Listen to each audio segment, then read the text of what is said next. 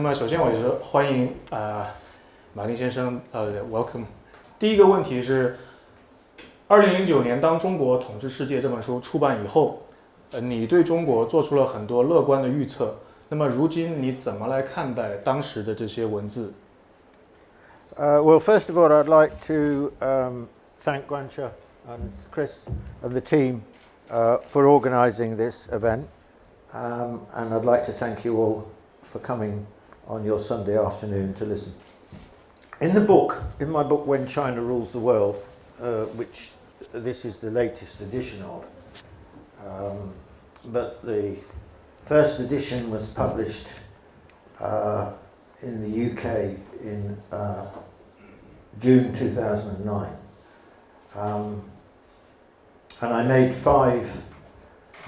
about five key arguments in it. First of all, that China would overtake the United States by the mid-2020s to become the largest economy in the world. Secondly, that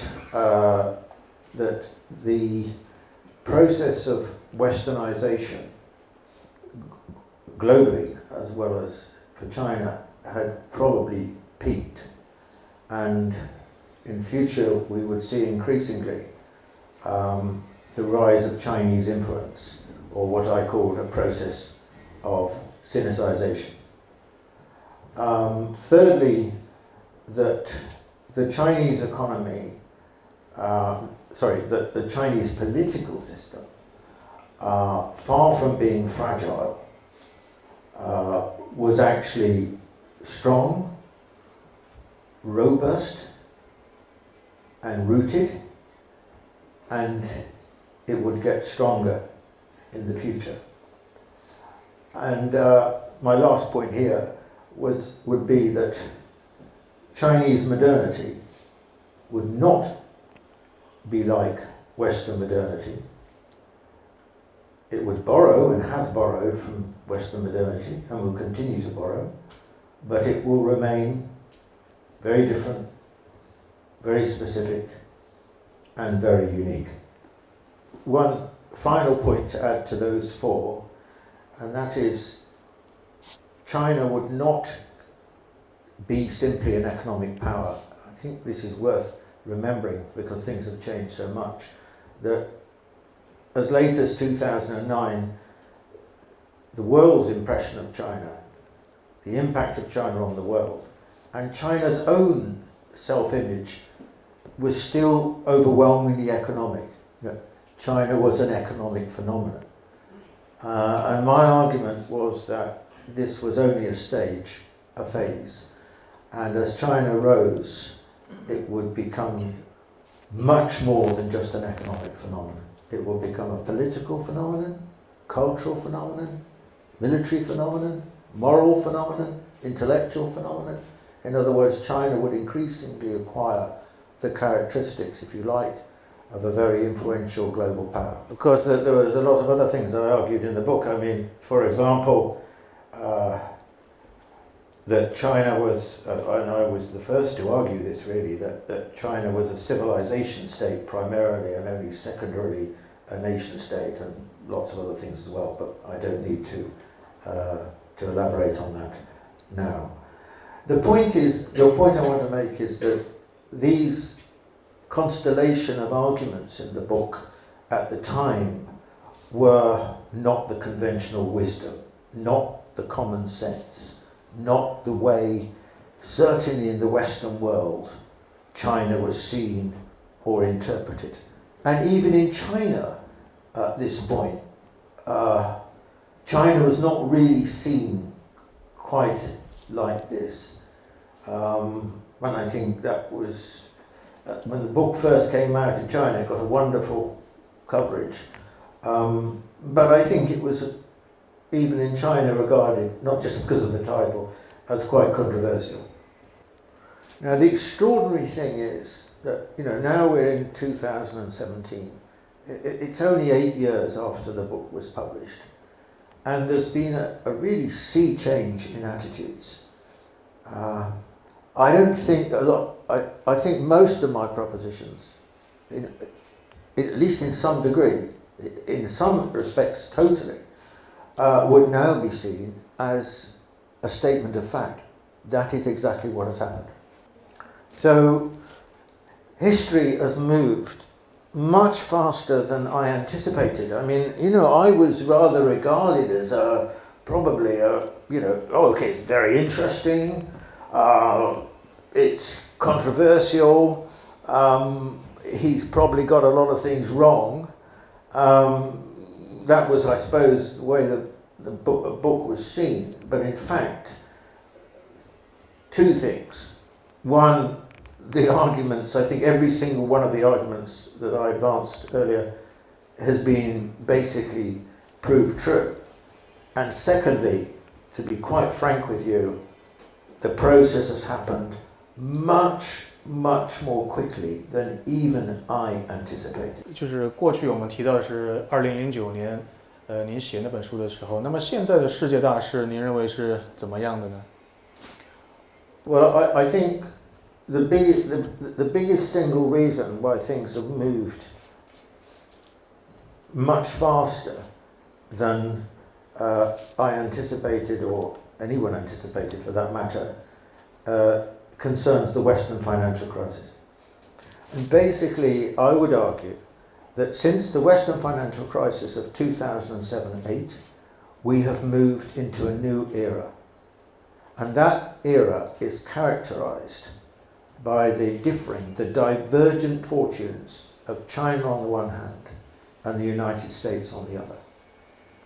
And this has opened up a very new situation.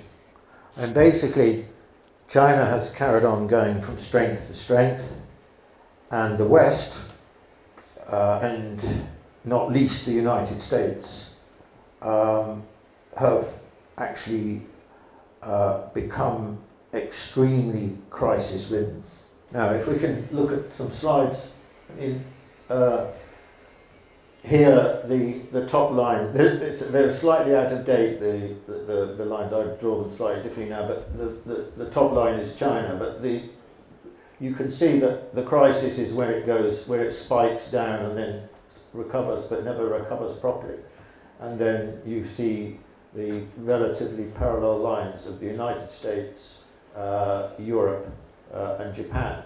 And basically, this is these graphs are giving us the percentage change in gross domestic product year by year since the financial crisis. I mean, basically, the conclusion you could draw from this graph and what's happened is that the West has largely suffered a lost decade. Remember, for Japan, the lost decade was basically the 1990s, although it eventually became more like 3 decades. The West has basically lost at least a decade. This second graph is actually about the UK, but it tells you a lot about the consequences for ordinary people of the severity of this crisis. This is real wages in Britain from 2005 to 2017. And you'll see that real wages have never recovered. They stopped growing. And in fact, real wages in Britain now are lower than they were in 2007. And the prospect is, the projection is, that real wages in Britain will not recover to the level of 2007 until 2024. Now this bar chart here, you begin to grasp why the Western countries are having a lot of political problems now. This is comparing a range of different countries, and it's the chart is the proportion of households with flat or falling real incomes in the period 2012 to 2005 to 2012 or 14. And you'll see here, that, say, this is dramatic really, look at Italy. Hardly anyone in Italy over this 10-year period has experienced rising living standards. In America, only less than 20% of the population in this 10 years has experienced rising living standards. Most, it's flat, great majority is flat, or it's falling. UK, I've just described. Netherlands, a little bit better. France, slightly better than that. But if you look at the bottom here, weighted average of 25 advanced economies, that's basically all the advanced economies, most of which, the majority of which are Western, and you can see that something just under 70% of the population have suffered either flat or falling real incomes. Now that is an extraordinary picture. And you can contrast what's been happening in the West with what's been happening in China over the same period, or slightly longer period, but since 2000 to 2020, real incomes have risen very rapidly in China since around about 2005. The assumption in Western society throughout my lifetime, probably the whole of the last century, if not longer, has been that your children will enjoy a better standard of living than you have. So the assumption has been that your kids will be better off than you. And this crisis has thrown this assumption, or rather reversed this assumption for many people living in the West. Now this side here are all of these countries here.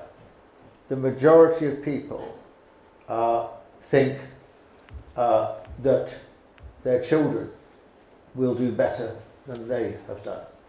And this side here, people think the opposite, that their children will do worse.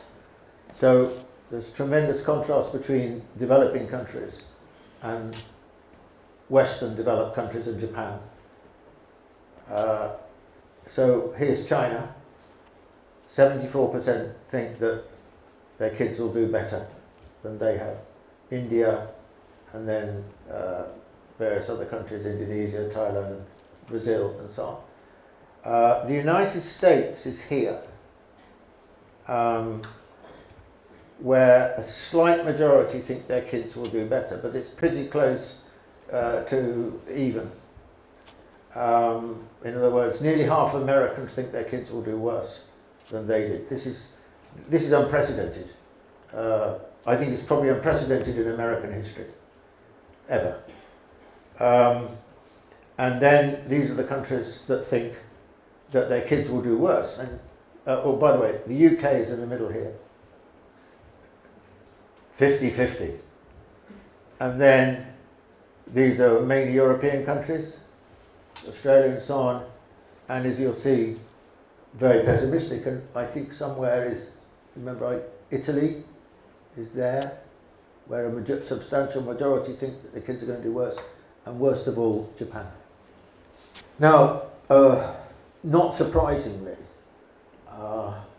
this economic situation has had profound political repercussions. I mean, at first, that was not true.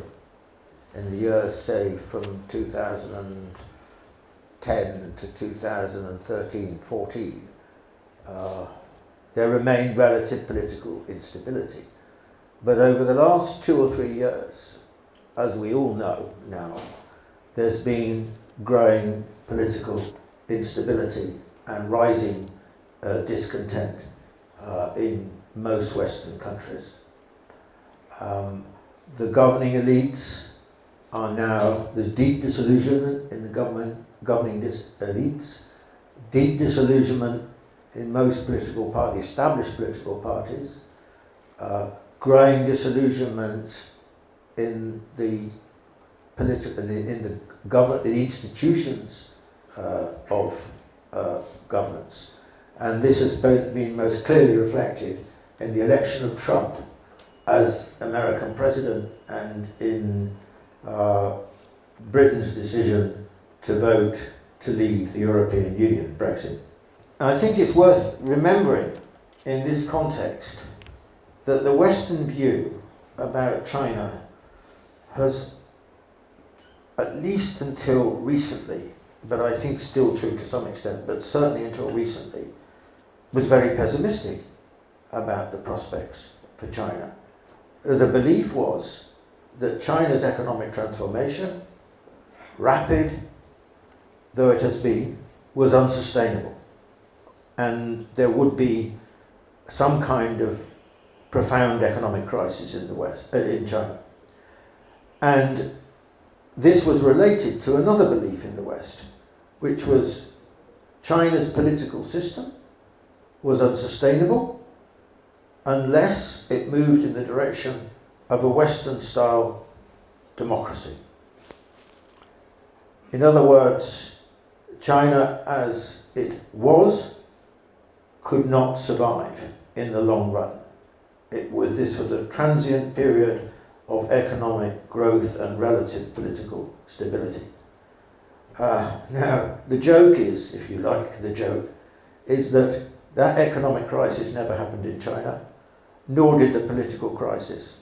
On the contrary, the economic crisis happened in the West, especially in the United States, the worst economic crisis the West has seen since 1931, and the political crisis never happened in China, it happened in the West, and there is no sign of a resolution of that political crisis.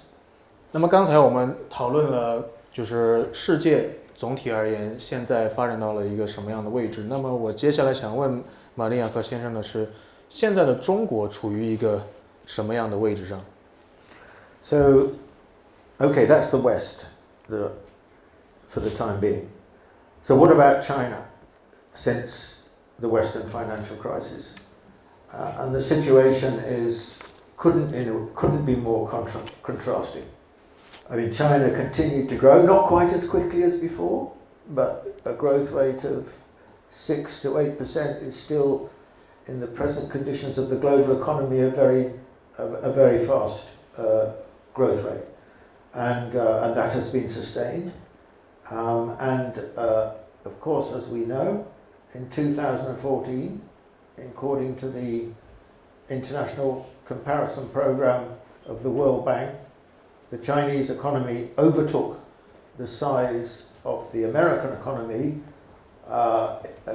measured by GDP, primary purchasing power. And now the Chinese economy is about 15 to 20%, by this measure, larger than the American economy. But I would argue that, in general, since the Western financial crisis, what's characterized China is what I would describe as a paradigm shift in 3 different respects.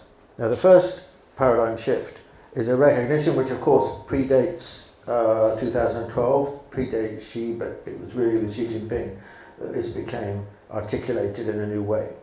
And that was the need to shift the nature of the Chinese economy from one which was very good at producing cheap goods based on cheap labour for overseas markets to an economy which was increasingly innovative, value added, and was geared as much, if not more, to the domestic market as to the global market.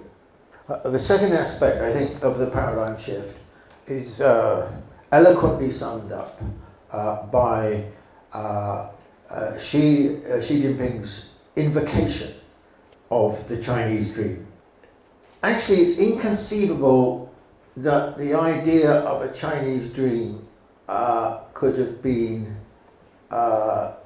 conceived during what I'll call the era of Deng Xiaoping, which is from roughly 1978 until 2012. Why?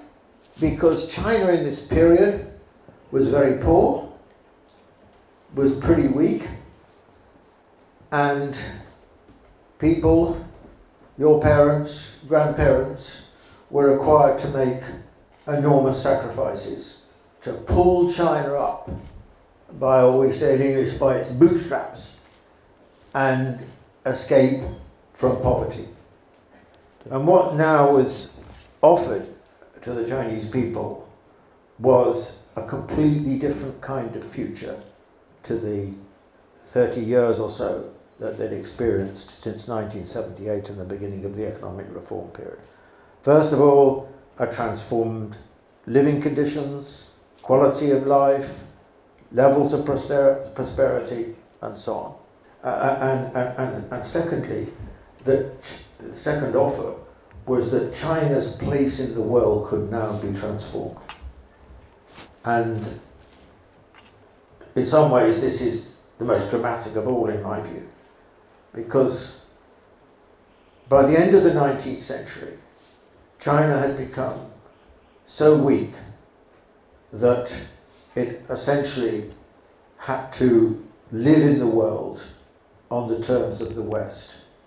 There's a marvelous quote from a very, very good American writer on China, who's now dead, Lucian Pye. And Lucian Pye said, "China is a civilization pretending to be a nation state, forced by its own weakness at the end of the 19th century to adapt to the European norms of the international system." In other words, China could now begin to look forward to the prospect of being what it is, of aligning itself in some profound way with its history rather than the consequences of the century of humiliation. And the third aspect of this paradigm shift concerned exactly this question, which is, China's role in the world. Now, China had been criticized, especially by the US, after it joined the WTO in 2001, for being what was described as a free rider on the global economy, on and in the global economy, that it was using the public goods but not paying for them. And of course there was some truth in this, although China's response, I think, was totally justified. Look, we're new to this game, we're still a relatively poor developing country, it'll take time for us to do this. But starting in 2012, we began to see a really dramatic shift. In particular, as expressed, firstly, with the formation of the Asian Infrastructure Investment Bank, the AIIB, and then, of course, even much more dramatically, was the Belt and Road Initiative. I mean, in a very short space of time, really, we're only talking about 2 or 3 years. China moves from a situation where essentially it is relatively passive with regard to the global system, the global economy, and the global polity, to a situation where it is proposing by far the most ambitious global project ever conceived in modern times. Or to put it very succinctly, China has become a maker and a shaper of globalization. 马利亚克先生，您刚才提到了西方在金融危机之后所呈现出的面貌，也提到了中国这几年来所呈现出的发展趋势。那么这两大趋势，这两大截然相反的趋势，对我们来说意味着什么呢？ I mean, the acceleration of events which I started by talking about, is a consequence of these two very divergent experiences. China on the one hand, the West on the other. And these divergent experiences have created what I would describe as a new kind of political moment, a new kind of historical moment, a new kind of conjuncture, which we don't know what the outcome is going to be, but we can have some ideas about it. Here you have China on the one hand. I mean, and really it is a very different phenomenon, different kind of China in many ways from what it was just a few years ago. Very ambitious, very successful, very outward looking, and increasingly confident. I mean, let's give some examples of this. I mean, first of all, it seems to me that China is now characterized by what I'll call an innovative surge. You remember the Western mantra used to be, okay, you know, good at imitation, good at copying, but when it comes to innovation, you know, the Chinese, well, maybe they'll never be able to do it, or certainly it will take quite a long time. This is just not true, but the speed with which it's happened is quite extraordinary. I mean, one's got to bear in mind here that in many areas of technology, in the major technology companies were all based in Silicon Valley. You know, firms like Facebook, Google, Apple, Microsoft, and so on. And do you know how many European firms there were in this area? I mean, I'll tell you how many there. 0. No European firms. And yet in an extraordinarily short space of time, a number of Chinese companies, like Tencent, like Alibaba, like Huawei, and so on, have become increasingly rivals to Silicon Valley, and in some areas like mobile technology are now, at the admission of many people in Silicon Valley, in advance of the American technology companies. Who would have thought this?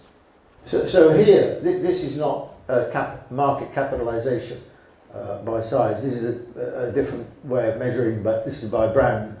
And you'll see, look, Tencent, this is 11th ranked. This was in 2016, so it'll be higher now. Come back to that in a moment. Tencent, Alibaba, Baidu, Huawei. Now, if I had shown you this this kind of league 5 years ago, they wouldn't be there.